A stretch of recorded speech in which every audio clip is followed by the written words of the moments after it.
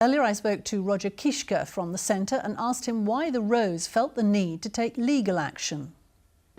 Well, they have made every single attempt to figure this out with the school. And it was the school who took it upon themselves to let the family know that their views were transphobic, that anyone who dissented from the manner in which they wanted to teach these children, which the Rowes believed to be indoctrination, would not be accepted. And at the age of 6, the Rowes found this to be completely inappropriate for their child to be learning.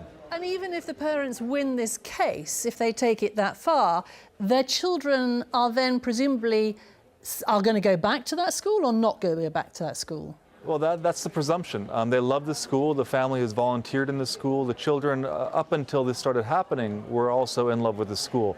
And it's only since the school has changed its direction on this issue that they have, the 6-year-old child has increasingly shown signs of distress, confusion, and dissatisfaction with the school.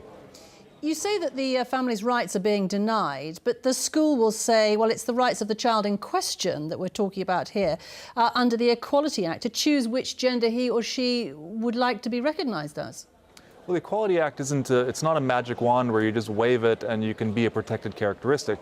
What is protected is gender reassignment, and that is not merely someone's wish of what they or may not want to be identified at.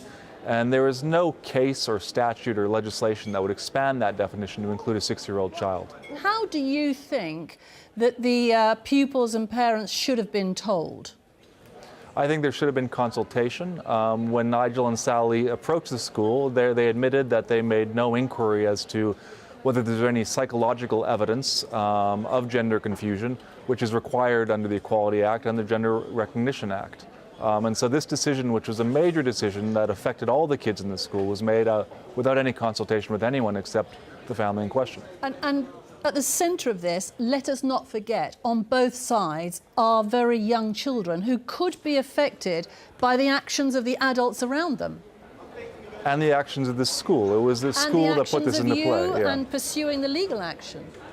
Well, the Rowes are simply trying to do what is best by their own child.